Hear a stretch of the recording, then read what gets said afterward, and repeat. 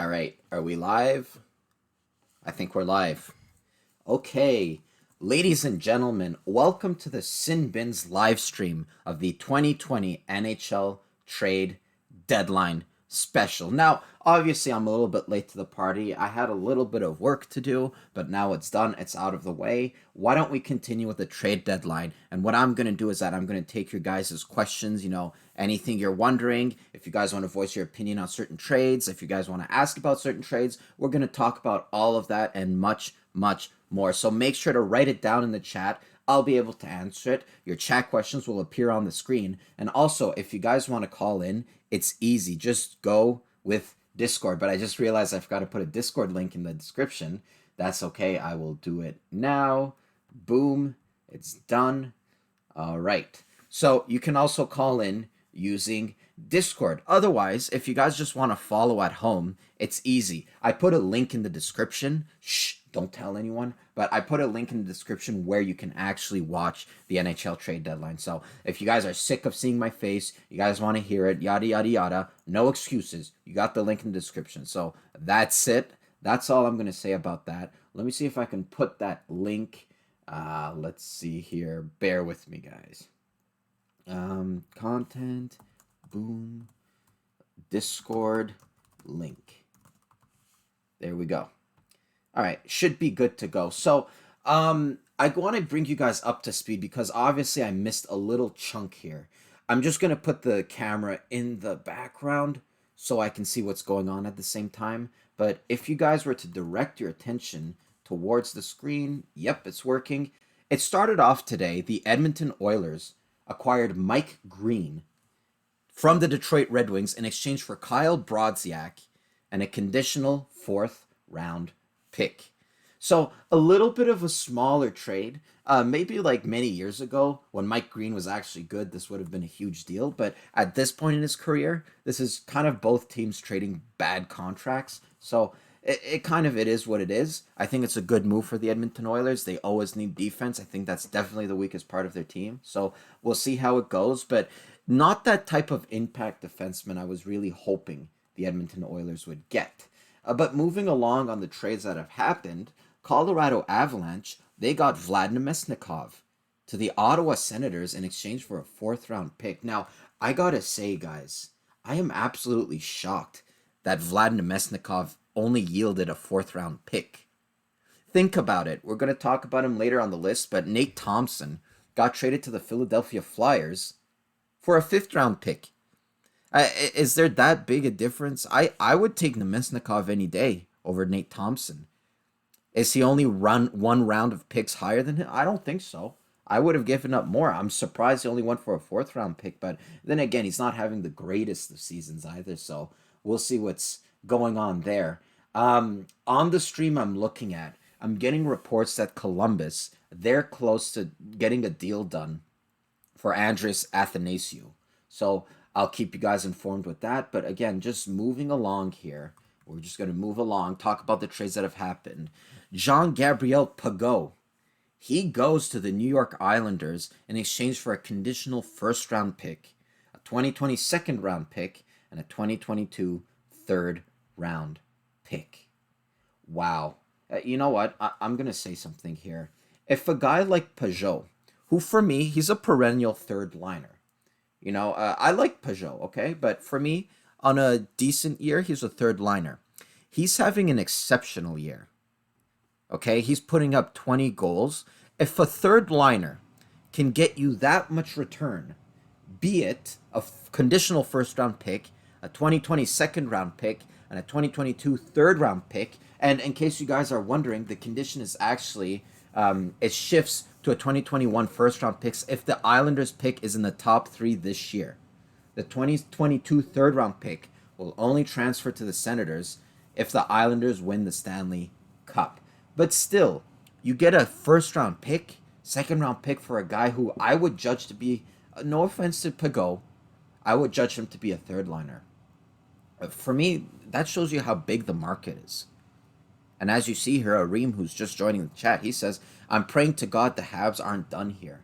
I gotta say, I'm gonna cross my fingers too. Why are they showing fights on the stream? Anyway, let's see if we can put a little bit of volume here. Here we go. Here we go. Here we go. Hopefully it's just volume so I won't be taken down or anything. Oops. Here we go. Here we go. Alright, I got it all set up. We should be ready to go. Let me bring this down a little bit. Going on in the trades, we see later on, this is a big one for me. There's always a trade during the trade deadline. It sort of comes out of nowhere. I think this is the one this year. Vincent Prochik goes to the Carolina Hurricanes in exchange for Haula, Walmark, Ito Lustanen, and Chase Persiski. I gotta say, Vincent Prochik, if you were telling me this maybe 2 years ago, I would say Vincent Prochik, he's on his way to becoming an elite player in this league. Unfortunately, he suffered that ear-shattering injury. I call it ear-shattering because you could actually hear him scream on the ice. If I remember correctly, he slid into the boards, shattered his leg, broke his leg, and you can hear him scream. And you know what? Hockey players have a tough time recovering from those leg injuries. You break a leg for a hockey player, hey, it's a death sentence. And he hasn't totally been the same ever since that injury. Obviously, Carolina's shown faith in him. They've shown that they really like him. So we'll see if he can sort of turn things around for them. I gotta say, if I'm to declare a winner for that trade, I would give it to the Florida Panthers for the one reason and one reason only. I have a lot of faith in Ito Luutanen. Okay, that guy is going to be a stud, that forward. I have a lot of faith in him. So, a little bit weird, I would say, for the Florida Panthers. Because you're assuming they're a team that's going to go for it. You're assuming they're a team that they're in the hunt for the playoffs. They're basically battling for Toronto for that third spot in the Atlantic. Why give up a guy like Prochik? Because you're basically giving him... I don't think that Hall is an improvement over Prochik. So you're basically putting an end to your playoff hopes. That's what I'm getting for. If a team like the Florida Panthers are sellers, why can't the Montreal Canadiens be sellers? The Canadiens are years and light years worse than the Florida Panthers this year, at least. So it kind of baffles me. I'm actually wearing a Carolina Hurricanes jersey right now. I just noticed. I won't bring the camera any further down because I'm in my underwear. All right, let's see what these goofs have to say. Or to acquire a guy like that. Buffalo's on the prowl. They've won 4 of their last 5 games. They're creeping into the playoff picture in the Atlantic Division. Let's get it back to Jeff Merrick. Thanks very much. And if you look at the bottom of the screen, you'll find that the Toronto Maple Leafs have somehow acquired the services of Thomas Holmstrom right now, standing in front of the net at practice. Paul Bissonnette coming up at the bottom of the hour. Meantime, let's all right. Listen. They were talking about the Buffalo Sabres, okay? They're talking about San Jose getting rid of Patrick Marleau. I gotta say, for a team like Buffalo, what's going on? I mean, adding a guy like Wayne Simmons, for me, Wayne Simmons, I would have predicted him to go to like a contender, someone who needs to add a few pieces here and there. Why the Buffalo Sabres? I don't get it. That's one I just don't get. Also, the Lightning signed Zach Bogosian to a 1-year contract. He was obviously put on waivers by said Buffalo Sabres. And then we got the trade I was talking about. Patrick Marleau goes to the Pittsburgh Penguins in exchange for a 3rd-round pick. That 3rd-round pick becomes a 2nd-rounder if Pittsburgh wins the Cup. Think about it. The Toronto Maple Leafs had Patrick Marleau in their system. Okay, they traded him away for, what was it, a 1st-round pick? Not even a year later goes by. He gets traded for a 3rd-round pick. So his value just plummeted down in the span of not even a year. So, oh boy, what the hell are they doing there, the Toronto Maple Leafs? Let me write in the Discord that I am live streaming if anyone wants in. All right. Let's listen. In golfers' parlance, they can go low. They can score in bunches as they did on Saturday, 20 times this year. If you guys have any questions too, don't be afraid to let it rip. So the offense shouldn't really be a problem. They've got in Jacob Markstrom, one of the best goaltenders in the National Hockey League. They're talking about the Vancouver Canucks. Defense is so. It's a matter for the Canucks. Can they defend well enough as a team? Can they limit the number of the high-quality scoring chances for the opposition for them to be successful? If they can do that, there's no reason that they can't be a playoff team. And when you look at how wide open both the division is and the Western Conference is, there's no reason that they might not be able to mount. What a something game, once they by the get to way. the Stanley Cup tournament. What a game for Tyler Toffoli. Did you guys see that? Tyler Toffoli actually had a 2-goal game. I don't know if it was his first or second game with Vancouver, but if he keeps it up like this, I know a lot of Vancouver fans were sad to see that Tyler Madden kid go away, but if he continues this type of play, I gotta say, I think it's going to be a good move. I'm not as down on it as other Vancouver Canucks fans, but hey, Tyler Toffoli, if anything, he has the experience. He's won cups. His dad has the tattoo of the year they won the cup. So, if anything, he's going to give you... And also, as you guys can see on the screen, let me just put it up here. Let's just put it up. There. No, fuck. Anyway, I'm just going to report on it. Chris Kreider. Talk about anticlimactic. Chris Kreider just re-signed with the New York Rangers. He was probably at the top. No, not probably. He was definitely at the top of the TSN trade bait list. And who knows? We all expected him to get traded.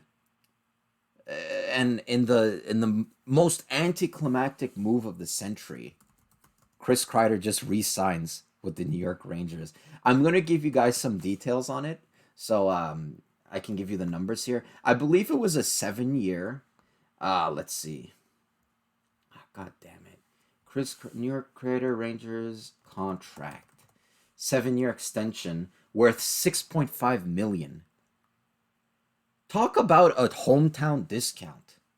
You know, from what I was hearing, as they're talking about the Montreal Canadiens. Actually, I'm gonna hold that thought. Let's listen into the stream, see what's going on here. Sure, if he's going to be a number 1 or if he's just going to be a really good backup. And then I think later in the year I said, I owe this guy an apology. They couldn't play him back-to-back, right? Yeah, right. And he is, and I said it late last year, he is a legit number 1. Not only that, he's just played so well this year. No. They're talking about Markstrom. Markstrom, the goalie in Vancouver. We all expected him to be sort of like a number 2 type of guy, sort of in that vicinity. And he's just emerged as this wonderful number 1 goalie for the Vancouver Canucks. I think they're seeing the way that Markstrom played so far this year, and they're saying this goalie is hot. When your goalie catches heat like that, you know, you can make it far in a playoff run. So that's why I think they didn't shy away from adding guys like, Eric Francis. He says a handful of teams are interested in Josh Anderson, including Colorado and Calgary. So that's pretty interesting. I always wanted the Canadiens to go after Josh Anderson, but he's going to fit in like a glove in Colorado. Same for Calgary.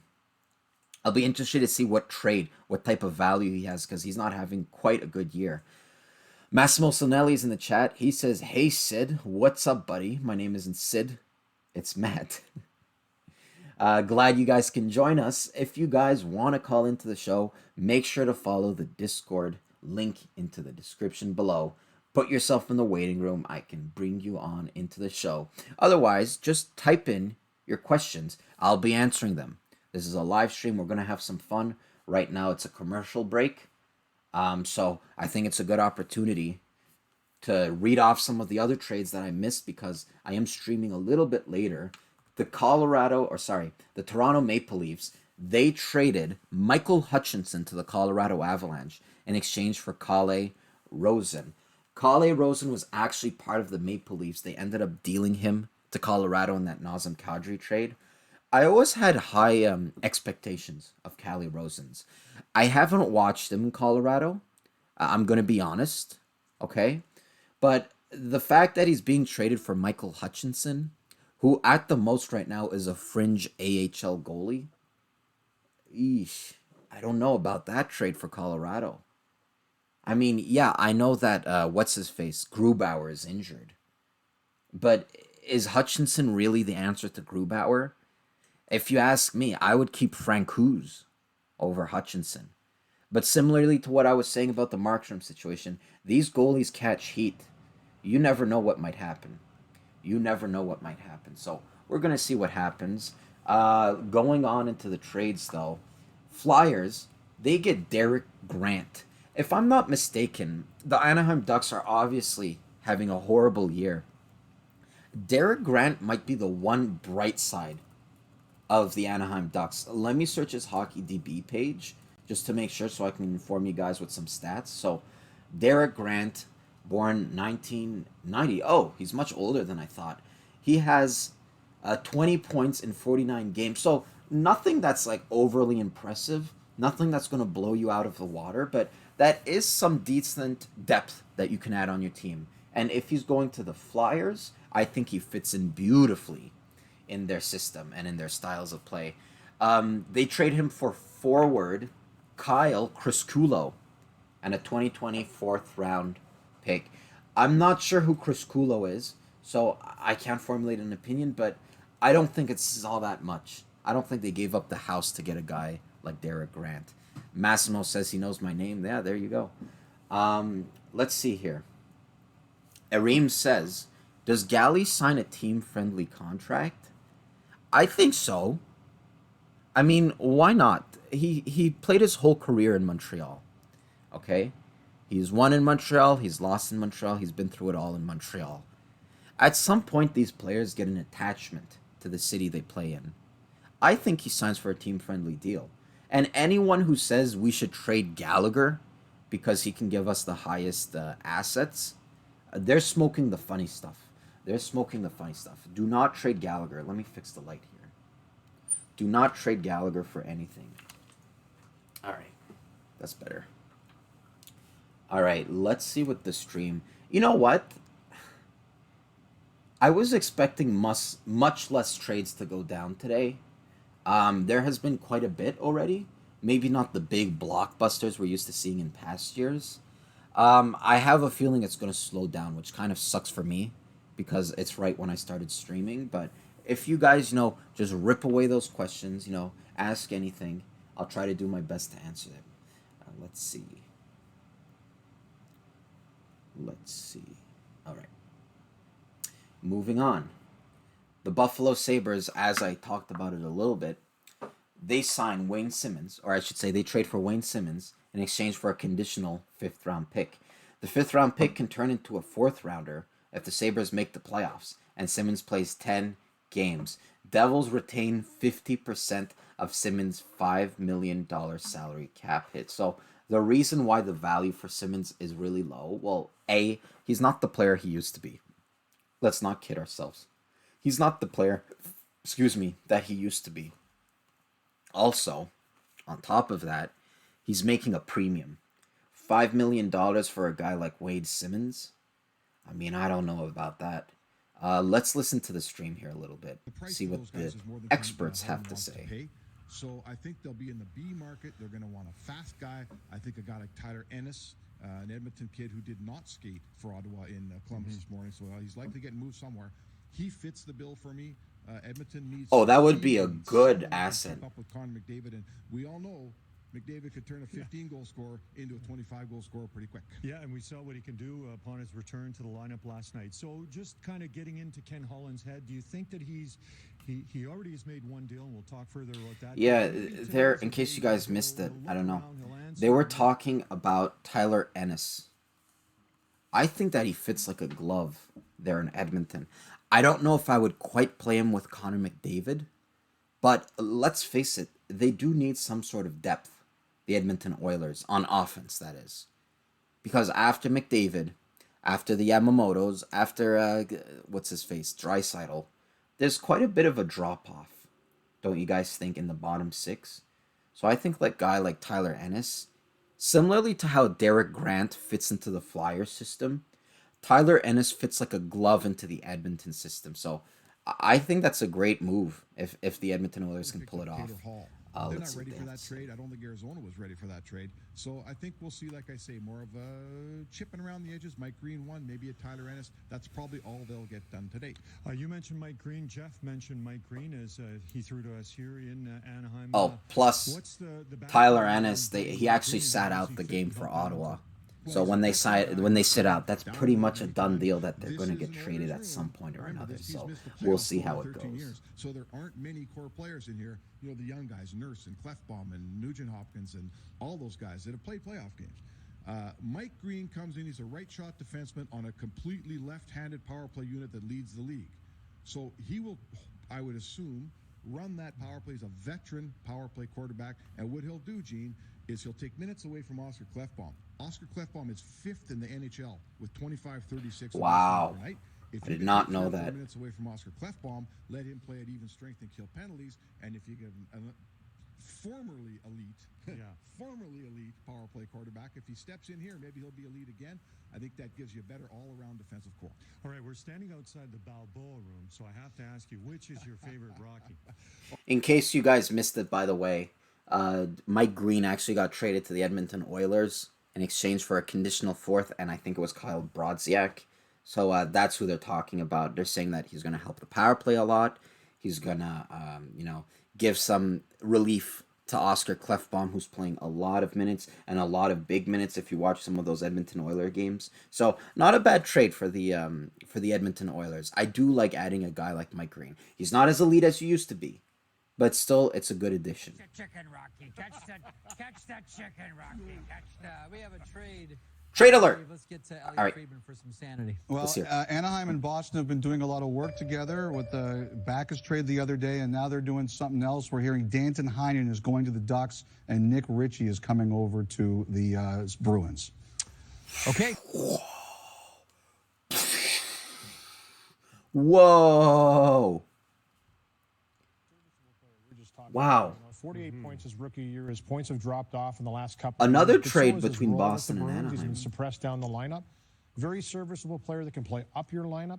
Also an excellent penalty killer. Nick Ritchie, obviously coming the other way, is a big physical guy that can skate and does have hands for a big man. They're looking to match up against the likes of the Washington Capitals in the Eastern Conference. They need to get bigger. Okay, I've been positive all day. I'm not the biggest fan of Nick Ritchie. I have to admit. I've watched him for a little while now. He's got all the skills that Louis talked about. He can do everything, but you know what? He's not committed to me to play at this level often enough. And I just covered him twice. That's a good in point. the last 10 days. And he's got to give more. They've got his brother down in Providence, Brett, and they tried him at the start. You guys, okay, Nick Ritchie just got traded to the Boston Bruins for Danton Heinen. Now, I don't know if you guys heard it, but Kelly Rudy, he's a little bit down on it. He doesn't think that Nick Ritchie is committed. I don't know him as much as I should because I don't watch much of Anaheim's games. But just at face value, before I've had any time to think about it really, I feel like a guy like Nick Ritchie, he helps the Boston Bruins more than what Danton Heinen was doing on the Bruins. Who Danton Heinen is going the other way to Anaheim, obviously. Look, Nick Ritchie has the talent. He was a first-round pick for a reason. He's no longer going to be like some top 6 guy, but, adding some of that depth. And I got to say it, for the big bad Bruins, at some points during that series with St. Louis, they got out-muscled. I don't think they're going to be out-muscled with a Nick Ritchie in the lineup. So I like that deal. I don't know. I'm not quite as high on Danton Heinen as maybe some other are, so I'm not super ashamed to see him leave. But let's see. I think in my trade predictions, I said that Danton Heinen would be involved in a Chris Kreider trade, bringing him to Boston. Obviously, Chris Kreider signed with the New York Rangers. In case you guys missed it, it was a 7-year deal, $6.5 million. So that's something. Let's hear what they have to say. Program, things will be different, right? You cannot change the spots on a leopard. You can bend a guy a little bit if your room is strong enough, and that room's pretty strong. They could probably bend him a little bit. He's a good kid. I remember interviewing his draft year, but I'm with these two guys. He hasn't worked hard enough to have success. That's true. He looks like he's a little overweight. That's not true. forgivable in this league anymore. He's got to work harder. On the flip side for Danton, Dude, let the light blind me. I was going to say the exact same thing. When I see him play, I look at his face. He seems overweight. He really does. And that tells me maybe he's not really committed. I want to say that maybe on a fresh start like the Bruins, maybe he can turn things around. And maybe guys like Bergeron, guys like Chara, they can kind of bend him into place. But it's like Brian Burke said, you can't change the spot on the leopard. You can't change the spot on the leopard. So we'll see how it goes. But even if it doesn't turn out in Boston's favor, I don't think they gave up the house with a guy like Danton Heinen. I don't know him as much as maybe some other people, but I don't think he was like some A quality prospect or he's going to turn into some superstar or some top 6 player. So I don't think they gave up the house. I like the Nick Ritchie trade. I don't know. If I'm a Bruins fan, which I'm not, thank God, I would like that trade. I feel like I would. I wouldn't be upset about it. Areem says, hate to say it, but Boston looking like a real cup contender. Yeah, they are. Adding a guy like Cash, adding guys like Ricci, they're absolutely going for it. They're absolutely going for it. And I say it again, Boston is my pick to win the Stanley Cup. Again, that pains me because I'm a Montreal fan. But my pick to win the Stanley Cup, it's Boston, I gotta say. I think they're just way too good. If you look at their lineup, all 4 lines, you can roll all of them in succession. And I think that they're all solid. I think that losing Achari over the summer, that was a massive loss. Absolutely massive loss, losing a guy like Achari. But then again, the additions that they've made, the Andre Kashe, the Nick Ritchie. Coming to think of it, I think getting a guy like Kasha, that's what made Danton Heinen expendable.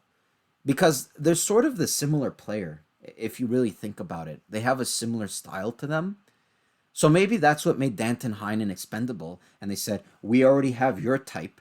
Let's get another type of player. And we got to say it here. Nick Ritchie is a completely different type of player that is Danton Heinen. You know, he brings physicality. He's not as fast as Danton Heinen. I think that's the reason why he hasn't really been able to excel in the NHL after being drafted quite high, we will say. He got drafted by the Anaheim Ducks. Let's see. Nick Ritchie DB.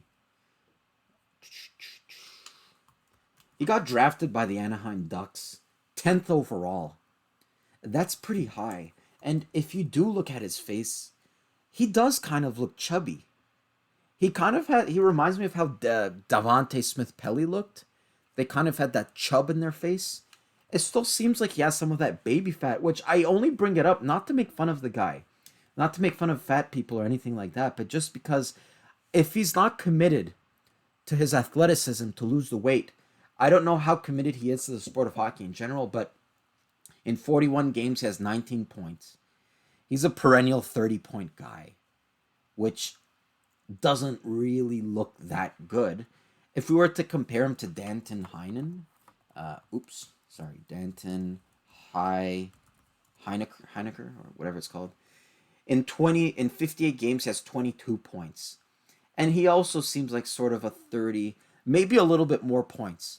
We saw his rookie year, he got 47 points, so maybe Danton Heinen is more of the skilled guy. But I think a guy like Nick Ritchie, like I said, he brings other things to the table. Canadians made a trade. Aaron Luchuk goes to the Canadians and a 2020 7th round pick in exchange for Matthew Pekka. So this is a tiny trade here, obviously. I don't know who Aaron Luchuk is. I'm going to look him up right now, but to see the guy we traded him for, Matthew Pekka, don't expect the second coming of Gretzky here. Let's see, Luchuk. Aaron Luchuk. All right. He played in 2019-2020 with the Brampton Beasts from the ECHL. So, wow. I'm not even going to talk about this trade, really, because it's such a tiny trade. Again, in case you guys are missing it, it's Aaron Luchuk goes to the Canadians in exchange for a 7th round pick in 2020 and Matthew Pekka. So I guess you get a 7th round pick. I know it's a tiny pick. I know it's not that good of a pick, but you still get a guy like Jake Evans if you have smart scouting. Forrest G says the Bruins will probably win the cup. They probably will. They probably will. They're my pick. I know nothing is set in stone in the NHL, but hey, as of right now, if I look at two teams in particular that I look at and I think they're scary, is the Boston Bruins and the Washington Capitals. And you can throw in the Tampa Bay Lightning. I don't think the Tampa Bay Lightning are going to get swept. I'm actually going to listen to what Biz Nasty has to say because I think he's funny. So why don't we just listen to Biz Nasty here for a second? Yep. Nemestikov, yeah. I mean, I just feel like he would fit well into that offense, and they kind of just let them fly over in Colorado. And as far as what they gave up for him, I see no risk attached to it. We all know the numbers as far as, what percentage of players in the fourth round end up playing games in the NHL. In case you guys are missing it, he's talking about Nemesnikov going over to Colorado for a fourth round pick. Low risk, high reward. You didn't have to pay all that much to get him, so he might thrive. Hang on 1 second. We have an update from Elliot Friedman, the Trade Breakers. Oh, jeez. Trade. Obviously, there's reports out there about Zach Parise and the Islanders, and this is kind of what I can tell you. This is something that was discussed last summer. The Islanders and the Wild talked about this, and it didn't happen. Andrew Ladd was going to be in the deal, and eventually it didn't happen. And I think it's rekindled. It's complicated, from what I've been told, in terms of salary retention, contracts going to make it back and forth. But I think they have talked about it. I think the other thing that happens here is there is a Lou Lamoriello fear, is if anything gets out before he's ready to announce it, does it happen? So I think that between all of that, I think there's something going on. It's just not done. Biz? Wow. They're talking about a potential trade between the Wild and the Islanders, sending Zach Parise over to the Islanders for a guy like Andrew Ladd. I don't know what to think about it. I feel like if I had Parise, I would rather have a Parise on my team than Ladd. I think at this point, Parise can offer more than Andrew Ladd. I don't know if it's a one-to-one type of deal. They're just speculating, but why don't we continue listening while I'm suffering from acid reflux? I liked it. I thought maybe a first rounder was a little bit much at first, but apparently they have agreed to an extension, correct? Yep. Am I wrong here? So I would have to see the numbers as far as what that deal is, but we're going to have to wait for Lou to tweet it out. We're waiting for a while. Louis, you have something for Paul? Well, you know what? There's been a real premium on role players, Paul, and I know you're a role player yourself. I was too, but in the playoffs, it's a different game. You see guys like Grant that were picked up. I even consider Patrick Marleau to be a guy that has stability now as a role player. Simmons goes to Buffalo, trying to make a race to get in there. What do you make of that with teams in the skill game we have today? They're looking for those guys that can come in and play heavy minutes. Yeah, I was actually surprised no team that's more of a contender took a stab at Simmons. I guess that's exactly what I was saying. Why would Simmons go to the Buffalo Sabres? I would expect him to go to a team that's contending. The only explanation I can think of is that no one wants to pick up that contract, that $5 million contract. They much rather go after someone else. Probably that's what I'm thinking anyway. Yeah, like a guy who's really good in the face-off circle and you know who's a bit of a repairman. If you need a big D-zone draw and he gets hot in playoffs and you're winning those types of, the little things matter so much come playoff time, and I think those types of moves are very important, especially when you're able to get them with no real risk involved. I mean, I don't know what went back to Montreal. Draft pick. Yeah, like a late rounder. He was fifth, I think. Fifth rounder, yeah, like for that's, Thompson. to me, that's a great move, and I see no problem with that. And we all know Thompson's story, so I wish him the best there in a crazy hockey fan base that deserves a little bit of playoff hockey. Being joined by Paul Bissonnette of the Spittin' Chicklets podcast. Now, listen, you're always one of those guys that had the reputation of being fantastic in the room. Players loved when you're around. You kept it light. You know, when guys would be down, you'd be the one to pick them up. Was that different on trade deadline day? Like, did things around you and your team get serious on deadline day, or could you still prank guys? Well, early on in my time with Phoenix, when it was called the Phoenix Coyotes, we weren't supposed to do very well, like at least on paper going into the season. And Dave Tippett was able to make playoffs his first 3 years there as head coach. And it was kind of nice because my first 3 years we were adding guys to the locker room, and really in the grand scheme of things, I don't think we gave much up in those 3 years where you had to trade away a guy that you were really friends with. So it was exciting times my first 3 years, and we weren't really big sellers my last 2 years there, but it is a big lift to the locker room when you get a couple guys who you feel that can help solve your problems and get to the end. I mean, specifically my first year. Who the hell's this guy? Wojtek Wolski and there's a guy in the window. I believe that was my first year. And they really Fucking did looks well like a when creep. they came over. And unfortunately, we ran into those hot Detroit Red Wings teams and got beat out both years in the first round. Who are some of, you mentioned a couple of players coming in, who are some of the guys that, listen, the reality of the industry is trades. We all know that, and we have an entire day dedicated to here of expensive network time. But who are some of the guys that you really hated to see leave your room? Oh, God. I mean, like I said, I can't think of one big name off the top of my head, and I know that people are probably tweeting at me right now being like, you didn't miss this guy. As I said, we were buyers, and I'm sorry if I can't give a good example off the top of my head. All right, then, can you bring Witt and RA aboard? I understand they're behind you somewhere. Ethan says he's guessing it's Kyle Dubas. I'm guessing too. Ross Hennessy here. The Maple Leafs make a lot of the media time here in Canada, so and of course he was picked in the second round of the 2003. Hang on a second here. So that was the game where you fought Dion Phaneuf. Correct. Yeah, he said that's the only thing he can remember from the game. What was the backstory on that one, Biz? Because once upon a time, those were all prearranged. Hey, if you think I look, you kidding me, boys? 3 for $1. Hey, Berkey, you chirping us, I hear? Not yet. Not yet. I'm gonna tell them how we had to get square pucks at the Olympics in Vancouver for your practices. Yeah, I was the guy on the bench making everyone up. New guy. Louis on there? New guy. Louis? Yeah, Louis here. Louis here. Hey, How you doing, bud? Louis, what an interview of your son. Jeez, you kept it professional. That was awesome. Thanks, buddy. Hey, Biz, I think I traded Stempy to you guys that time in 04 from Calgary. Biz doesn't remember. You Awkward silence. No? I can't go past 2010. That was awkward. I traded him We've there. all lost. 14, sorry. 14, not 04. Wow. Okay, I'm going to Ryan ask you Burke. to, actually, maybe I'll just personalize this one. Don't for ever RA, try to who's make most jokes again. responsible of the, Hack Attack says hello. Hey there, buddy. Welcome to the Sin Bin live stream of the trade deadline. We're going to watch. There's a link in the description if you guys want to follow along, and you can keep me in the background if you want to hear me ramble on. So we're going to do quite that, and you guys can put in your questions in the live chat. I'll answer them all. Anything you guys are wondering, just ask. And also, you can follow the link in the description for Discord. You can use Discord. Call into the show. You want to voice your opinion? You know, you're fed up about something. Maybe you disagree with the trade. Call in. We'll have a little conversation. We'll see how it goes. All right.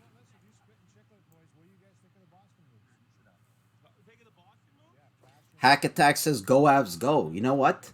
After adding a guy like Nemesnikov, the Avs are getting serious here. I think they're a contender. They're not my personal choice, but I think they're a contender. The only thing I would say they need to add is a goalie. Okay? Maybe Carey Price. Sorry.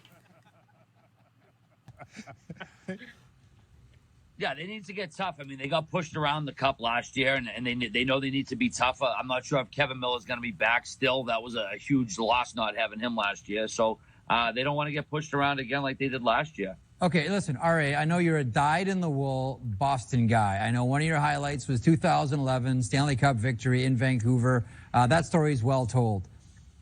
I know it didn't end well for Joe Thornton and the Boston Bruins. But if at the end of this day, Joe Thornton is a Boston Bruin and leads the Bruins to the Stanley Cup, is that by the way, not Hack the story Attack, of the season? because I'm assuming you're a Colorado fan. Absolutely be Trade alert? Yeah. The Colorado Avalanche, they're actually in talks to maybe get a guy like Josh Anderson. I think the two teams are the Colorado Avalanche and the Calgary Flames. So, you know, adding a guy like Anderson, I think that makes your team better. And, hey, the good news is that he's not having a good season, so I don't think he's going to cost you that much. All right, let's keep listening to these guys. I like them. Put him in the lineup. Can I say something? The last time Joe Thornton was a Bruin, I was at BU. We were at Dad's Diner, and we were like, there's Joe Thornton, the legend. So hopefully he comes back, and then the college guys can still see him at the bar. That'd be a real round trip for you. I got one question though. Who's paying the fine for RA swearing? Oh! Did I swear? Did you drop one? I missed it. You I guys missed catch it too. I didn't get it. catch it. Well, then All we'll right, just. let's hope they let's do did it too. again. Biz created in his mind. He's just hearing voices. I gotta lay off the cat. We said that before about Biz. Hey, He's a nice love you bunch of guys. guys. Listen, Love all you guys. Hey, tell Biz State. Yeah, I think that Anderson is injured, Areem. But if I'm not mistaken, I think it's actually Hot Take Hockey who corrected me. I think you can trade injured players in the NHL.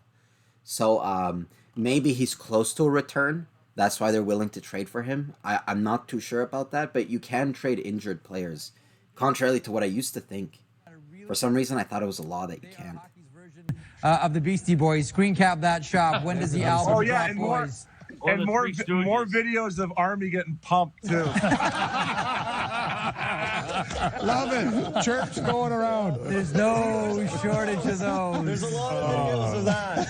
Awesome stuff. Thanks, We love you boys. guys. Be well. See you guys. See you. All right. Thank Take you, care guys. of it. Oh, what a There bunch they of are. beauties. Spit and That's great, Chicklets Jay. podcast. Well, DA, now you from RA to DA, you have now the easiest job this hour. Just tee him up, David, in the Amber Lounge. Thank you, Spit and Chicklets. That was fantastic stuff from those guys. Some great stuff there. And you got should a get a fine, not for swearing, Oh, for the no. clothes he was wearing. I see I Anthony closed captioning Stewart. for Are they Ari. gonna, are they Break gonna it up for me. fucking What- talk about diversity again?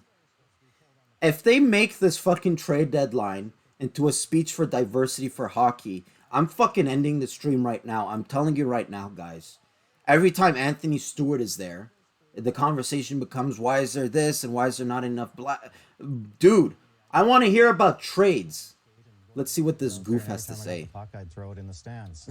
And then about 5 minutes into practice, There's not enough diversity in the stand. trade He's like, deadline. what are we going to do now? I'm like, I guess practice is over. He's like, I guess it's over.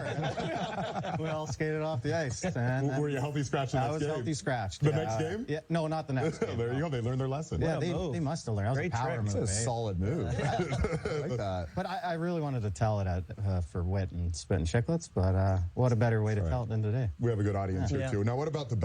Is he right? I don't understand why he's looking that low. To tell you the truth, like the camera should be on my face, right? Like I'm saying some good things here, but for me, those guys are entertaining. And I've been on the Spitting Chicklets twice. I did one at the All-Star game. It hasn't dropped yet. They're entertaining and they're fun to interact with, aren't they? They're awesome. I was with Wit in Florida when he was in the room.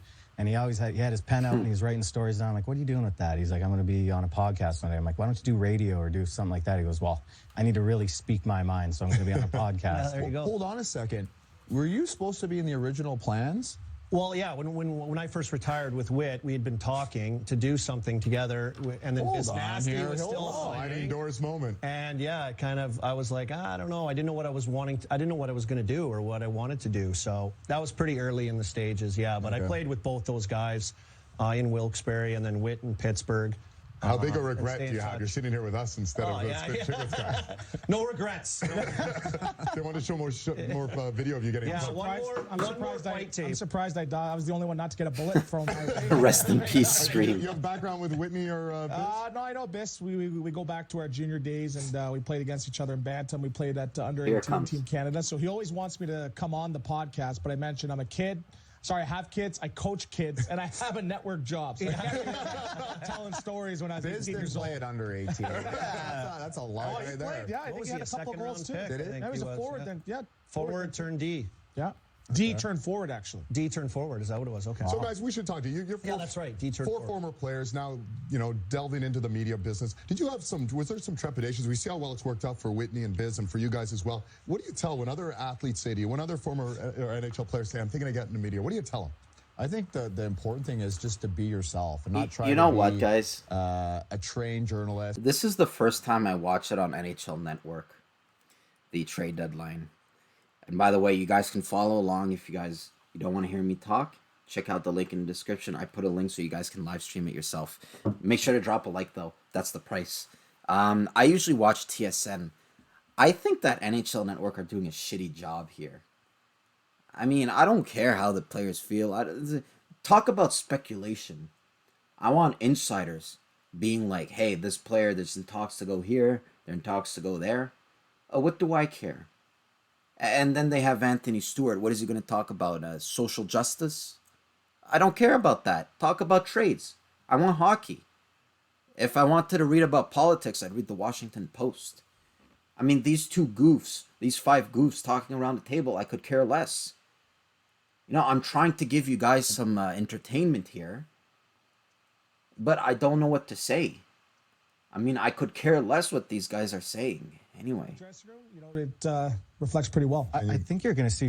I think you're going to see a lot more players starting to do the media too. Spittin' Chicklets has kind of made the whole media thing cool. It's cool to be in the media.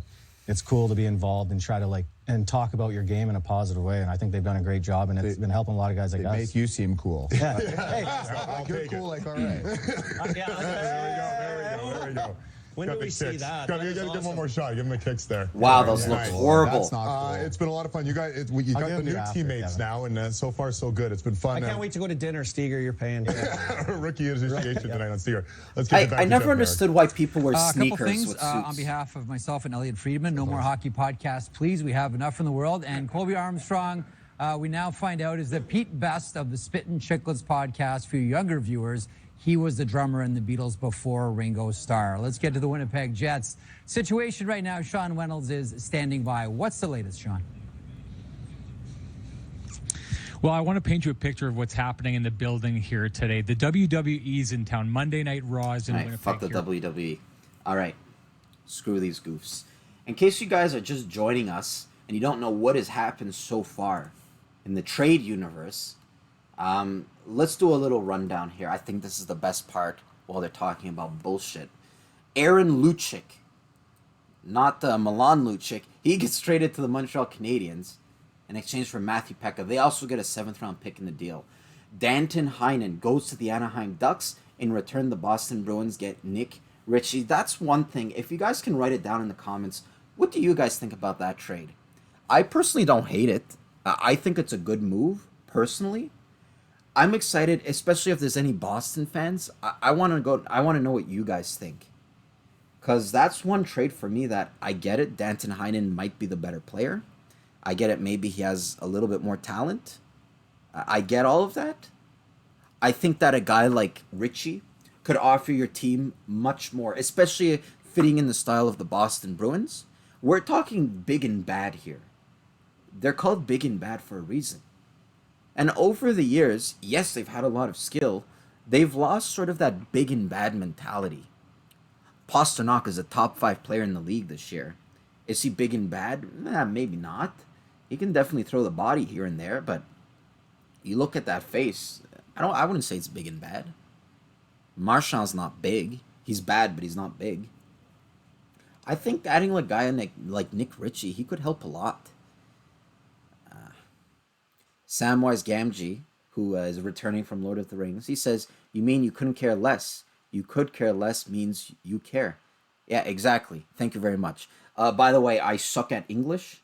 I suck at words. So I'm going to make a lot of mistakes here. So if I make a mistake, please correct me, because I don't do it on purpose. Derek Lockwood says Boston lost so hard in that trade. Just be prepared for terrible penalties and the worst back-checking. I get that too. I completely understand that too. And that's why I could sort of see the other side of it. But hey, if things works out, he could offer a lot of physicality, a lot of size that maybe a guy like Danton Heinen didn't have. John Baker says Sabres. Yeah, Sabres. Yeah, Sabres. Hack Attack says, who is your team? My team is actually the Canadiens. I know I'm wearing a Carolina Hurricanes jersey. It was a gift from someone, but I'm actually a Canadiens fan. But really, I'll watch any team. I'm such a hockey fanatic. Any team that's on the TV, I'll just watch it. It could be fucking Minnesota versus Carolina, and I'll still watch it.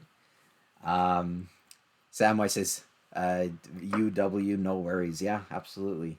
Why don't we hear what the so-called experts have to say now? And you guys can keep firing away your great questions. Studios. Glad to have you along. Brian Lawton, Kevin Weeks. I'm Jameson Coyle. About 2 hours away from the trade deadline here on Monday afternoon. And already it has been a busy day so far. Good for us and good for you fans out there that have been watching all morning long. Let's recap some of the big trades and some of the big storylines taking place today. This one, maybe the biggest name to go off the board so far, J.G. Pageau being traded from the Ottawa Senators to the Islanders. Already the highest goals on the Islanders team now coming in with that Holy move. shit. Vinny Prochik on the move. I didn't know that. From the Hurricanes by the Panthers, or from the Panthers to the Hurricanes, I should say. Patrick Marleau here, acquired by the Penguins from the Sharks. He's played over 1,700 games, 52 more games to tie Gordie Howe for the all-time games played list. And how about this news? Igor Shesterkin and Pavel Buchnevich injured in a car accident last night. Buchnevich, day-to-day. As far as Shesterkin goes, Shesterkin's in my fucking fractured fantasy ribs. pool. He is considered week-to-week at this point. And some more positive news for the Rangers. Chris Kreider staying put, signing a 7-year deal worth $45.5 million. Of those big storylines we've seen so far, which one stands out to you, Weeksy? Oh, you know what? One with Chris By the Kreider. way, He was the biggest. if there's any Rangers fans in the chat, getting a guy like Kreider at $6.5 million, talk about a bargain. I mean, this is a league where Jeff Skinner got $9 million. And I don't know about you, I'll take Kreider any day over the year over Jeff Skinner.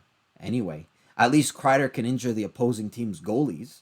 You know, that's an asset within itself. But $6.5 million, the way the cap is going, that is a hometown discount if I've ever seen one. Max Cossey says, if Bergevin is done, I'm changing teams until he's fired. I'm sick of it. Yeah. Imagine if they come off the deadline just having traded Thompson. I mean, wow. Wow. And Pekka. I mean, I want to see some blockbusters here. I want to see some blockbuster trades. I don't care about Pekka getting traded. Pecker, whatever his name is. Areem says he believes the Habs can make the playoffs next year. Any big moves will likely be done at the draft. Yeah, that's true. Samwise Ganji says it is true. Ricard Rackle to the Blackhawks for Strome. A second and a first. What? Is that true? Let me check. All right. I'm reloading. I can't find anything about that, but hold on. Let me see if that's true, because if that's true, that is easily the biggest trade. Oh my God. I think I just found my new crush. Who is this girl? Oh my God. Man. Okay, enough of that. Okay. You said Dylan Strome. Ricard Raquel. Oh, I can't see anything that's factual. Maybe in a few minutes we'll get words about it. I am constantly refreshing the trade tracker here. The latest trade, again, it's a tiny trade. Luchuk going to the Canadiens in exchange for Matthew Pekka. They also get a 7th-round pick. Can't see anything about Ricard Raquel, though, so we'll keep a close eye on that. All right. Max Cossey says he's dumb. Hack Attack says she used to work for the Avs. I'll tell you what. I don't know if she still works for the Avs, but if she works for the Avs, I'm an Avs fan now. I mean, the red hair, she kind of has that Lindsay Lohan look, but without the risk of STDs. You know? You know when you look at someone and you can just tell, yeah, that guy got an STD. Well, I look at Lindsay Lohan and I say, she's got some chlamydia going on, some funkiness or whatever it may be. That girl there, is she still there? No, she got, okay. That girl there, she is something else. She is my new celebrity crush if I've ever seen one. There are some rumors, I'll tell you what, and you guys can see it. Oh, they just changed it. A lot of rumors about guys like Brendan Saad getting traded. A lot of rumors about guys like Athanasiou getting traded. A lot of different rumors. And if you guys, you're new to the channel, make sure to like and subscribe. If you guys want to call in, talk about it. If you guys want to talk about the trade deadline, make sure to follow the Discord in the description below. You follow it, go to the server, Put yourself in the waiting room. I can bring you on. We can have a chat. It's similar to how radio shows, you can call in. You can call into this show if you want. Just follow the Discord link. Go to the Sinbin official server. And hey, that's it. Hack Attack says, she don't. Avs got a new chick working for them. That is hot too. Yeah, you know, Avs are on top of things, you know. I got to switch. Who do we have in Montreal? Fucking Pierre Houd? Fucking Marc Denis? I mean, no offense to homosexuals, but I'm not one. I like women, so that girl, she was something else. Anyway, let's talk about hockey, because I'm kind of going off on a tangent here. They are currently talking to Anthony Stewart. Do you guys want to hear this? Let's hear Anthony Stewart. The Nashville Predators. Why the trade to Buffalo? This one's got us sort of scratching our heads. We can all understand why. Oh, they're talking about Simmons. Why would you not want this that we're seeing on the highlights if you're watching us on Did SportsCenter NHL Network right now?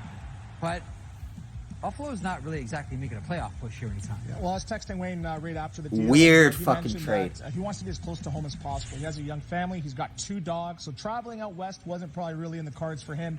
And he's a guy now that when you have him in the room, he adds that stability, he adds that leadership. And I think with the Buffalo Sabres, they're 2-3 years away. So maybe if he becomes part of those long-term plans with the Buffalo Sabres, he adds that leadership, he adds that stability, he adds that culture that Buffalo Sabres seem to be lacking. I like that he mentioned I have 2 dogs. It's very important. We're all dog people here, you know that. We all are. One of the big fish or trade targets we all thought heading into a day like this. Listen, guys, we thought this would be Kreider watch. And we're going to go right down to 2:59 Eastern and find out where Kreider ends up. And the Rangers re-signed. Oh, absolutely. I guess if you can look at it by positive. far the most anticlimactical. Harim says we have the organ player. Wow.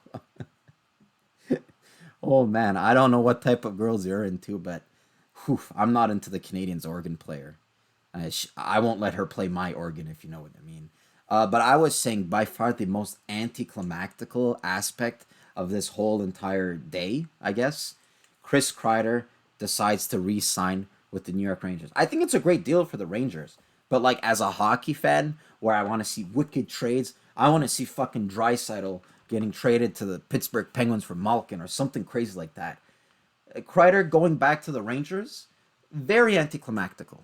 Very anticlimactical. But with that being said, I think it's a great fucking signature for the Rangers. 6.5 million. Let's see how many points Chris Kreider has, just for fun. Let's see here. Chris Kreider. Oh, what am I doing? It's what Kreider DB. If you go on his hockey DB, oof, that is an ugly person. 45 points in 60 games. So he's on pace for maybe like 60 points. A 60-point season. 6.5, I think that's decent. What do you guys think? 24 goals. He'll probably reach 30. He'll probably get 60 points. I think that's decent. And most importantly, I think he's one of the faster players in the league. And for a league that's so much emphasis on speed, I think that's a decent signature. Let me know what you guys think. Hack Attack says Parise might get traded to the Islanders. Yeah. In case you guys are just joining us, there was some rumor. I think Elliot Friedman put it out. The Islanders and the Minnesota Wild, they're in talks, and it's involving both Zach Parise and Andrew Ladd. I don't know if there's any collaterals to go with that. I don't know if it's just a one-to-one deal, but I'll tell you what. If I'm to choose between Zach Parise and Andrew Ladd, forgetting the contract, I would choose Zach Parise. I didn't look at their contract situation, though. I know it's 2 very bad contracts, 2 aging players who still have a lot of term, who still have a lot of cap. So I don't know about that, but if it's just one-to-one, I would rather have a guy like Zach Parise. I think at this point, he can offer much more than just a guy like Derek Ladd. So that's what I have to say. Derek Lockwood says a 60-point season. A 60-point player is really great. I would agree. I know I have a lot of Canadians fan listeners, so I'm going to say this. Danault is about a 60-point guy. Would you pay $6.5 million for Danault? I would. I mean, he's a great player. He plays great two-way. So for Kreider to get $6.5 million, 60-point guy, I think it's a great decision by the New York Rangers. I do still think he took a hometown discount. Don't get me wrong. I mean, living in New York, that is something that the players love. You get to go to the Big Apple. You get to go to Broadway. You get to see The Lion King. I love The Lion King. It's one of my favorite cinema films. You get to go see that on Broadway. Which players wouldn't like to sign in New York? So I definitely think he did take somewhat of a hometown discount. Definitely. Rangers look good. I'm not going to lie here. Even that goalie, Shesterkin, before he got injured, I mean, I thought he looked great. What's up with Brian Burke's hair? How do you get it that way?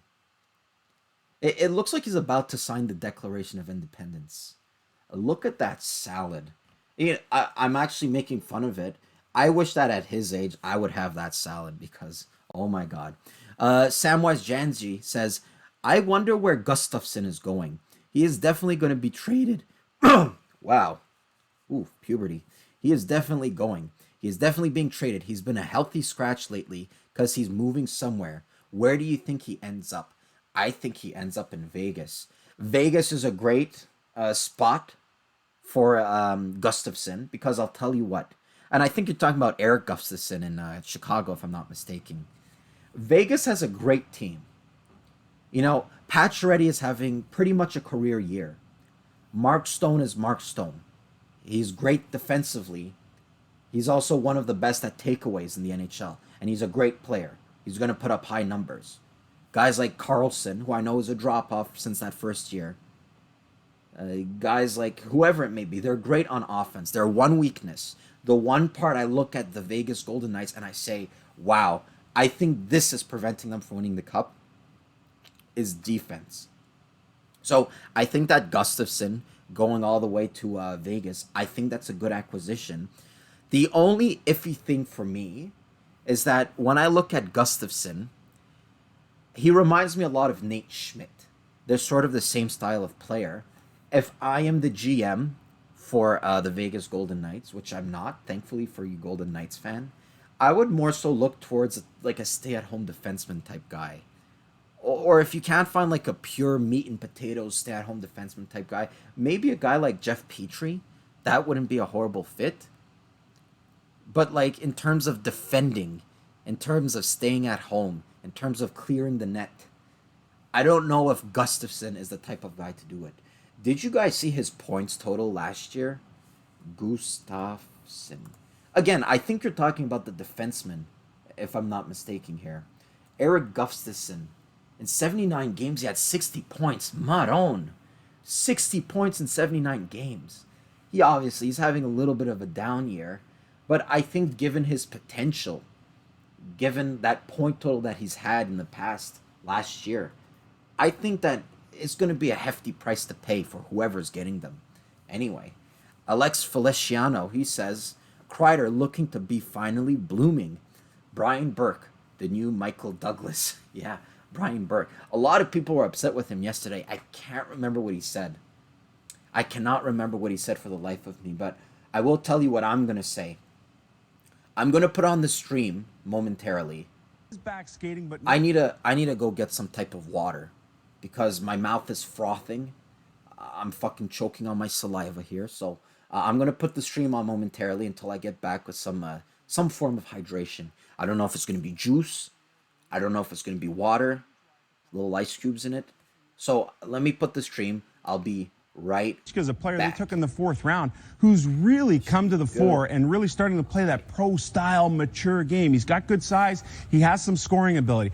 Our prospect of interest is John Gillies. And we talk about goaltenders and how long they take to develop. He's now 26 years old. He's a 2012 grad.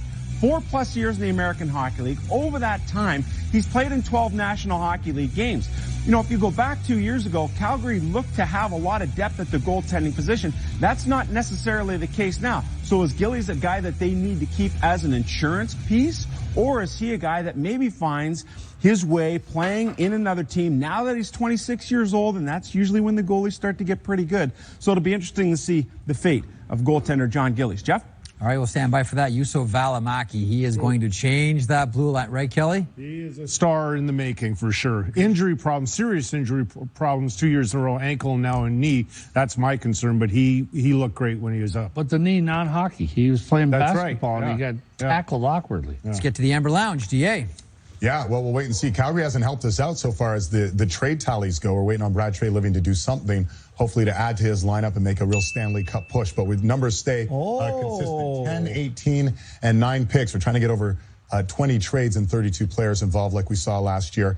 Let's get into the Players Lounge. And we've reduced by one. Anthony Stewart's taking a quick break, but we are welcoming back in Ryan Kessler, who joins us and is on the mend. Joins us from Michigan. He's lounging like we are here in the lounge. Ryan And Kessler. Ryan, I thought he was dead. really lounging. Hey, listen, Ryan, thanks for coming back. We know this time of year, it's often the players get tapped and, hey, sorry, we're moving you to this other city. Hopefully I but in didn't some miss cases, anything. including yours, you're able to sort of dictate a little bit like, hey, I'm ready to make a move back. to a different destination. Walk us through We the are process here, with you. and we are ready. Okay, I don't really care about Ryan Kessler's interview. Let me refresh the trade tracker here because NHL Network, I don't feel like they're on top of their game. If you guys have the option to watch TSN, I would much rather do that. But again, we're stuck on that Canadians trade Matthew Pekka for Aaron Luchuk. I mean, wow. This has been anticlimactic. I feel like I could be doing other things right now. Like eating Doritos and jerking off. Or anything might be better than this. I mean, there's barely any trades. Sure, there was a few signatures here and there. There was a few trades. You know, Pajot going to the New York Islanders. That's not horrible. But I don't know. Let's see.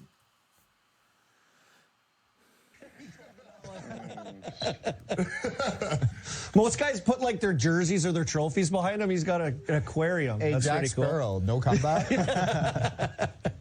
Oh, you wanted me to come back to that. I thought you were just kind of changing the subject like you always do when it gets a little uncomfortable that you follow me everywhere I go.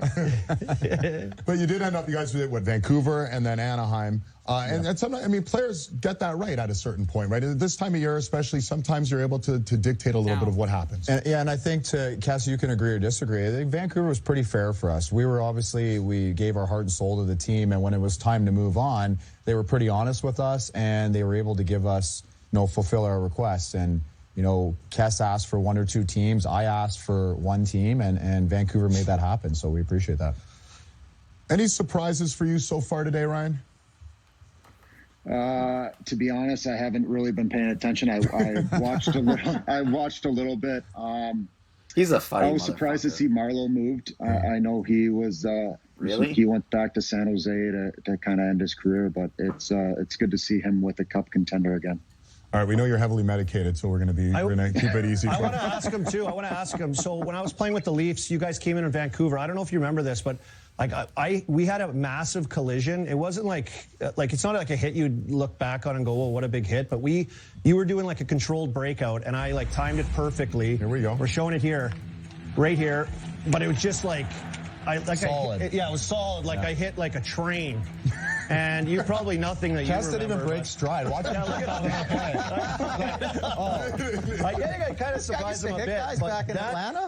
That put me out for 2 months. and you broke your toe. And I broke my toe. I think our toes hit so hard. That Athanasiu to Edmonton. Breaking news. Is that you true? don't remember that hit. That is the question. Do you remember that at all? Was it even on your radar? I'm gonna have. Human Bigfoot says Athanasiu to Edmonton. Yep, that is true. If you guys look at the TSN trade tracker, Edmonton acquired Andreas Athanasiu. Holy fucking shit. In exchange for to be determined. Wow. Holy moly. All right, face value. Love it.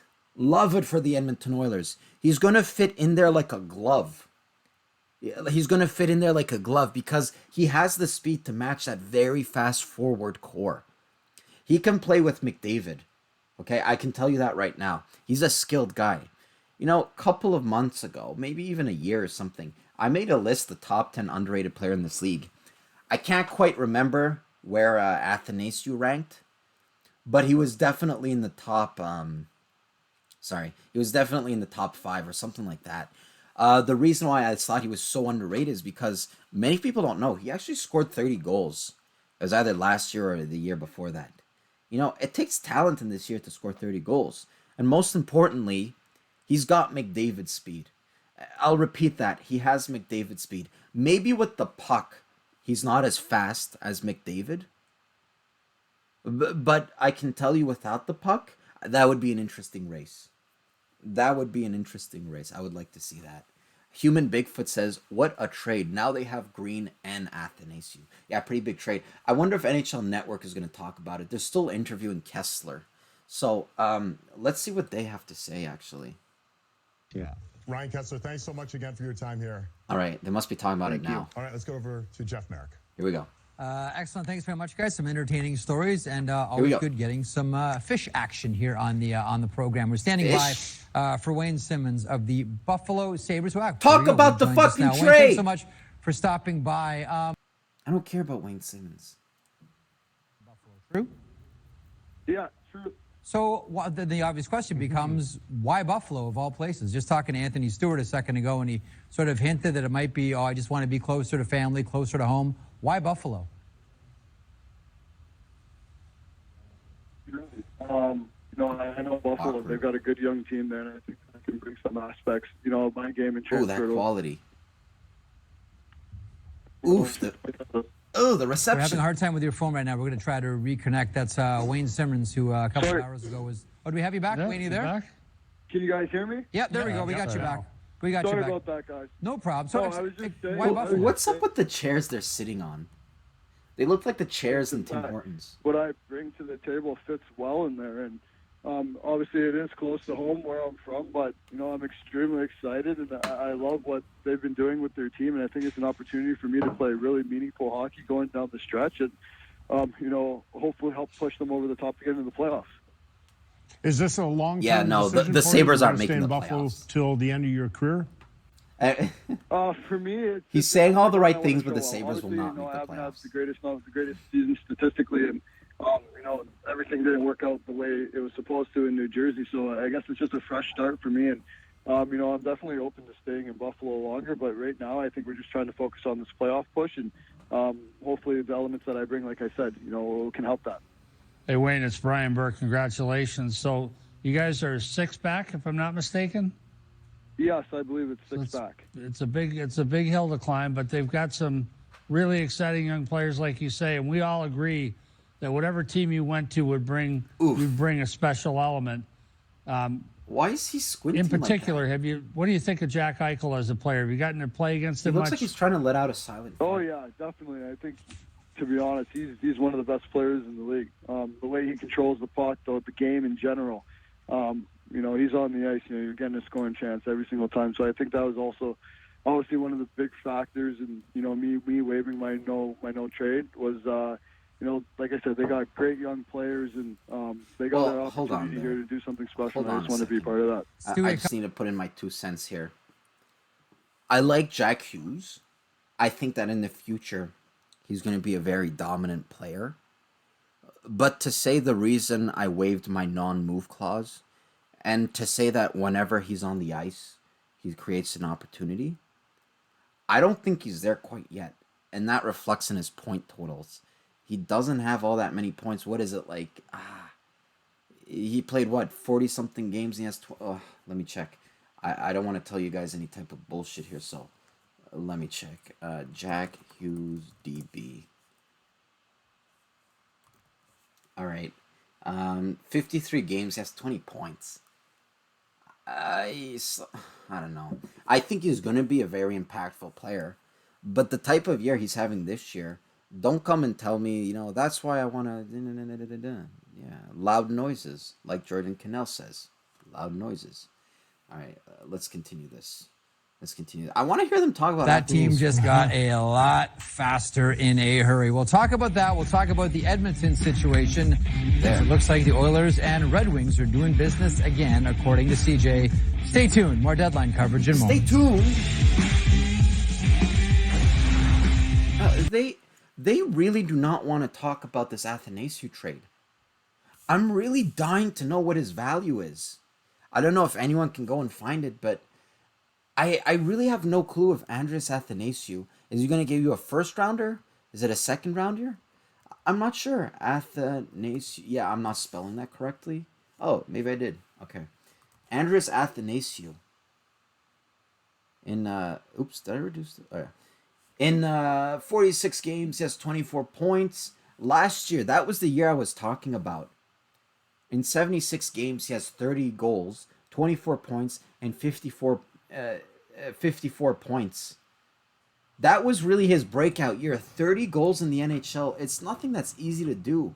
And also, I don't know if his value, are they going to look at that season?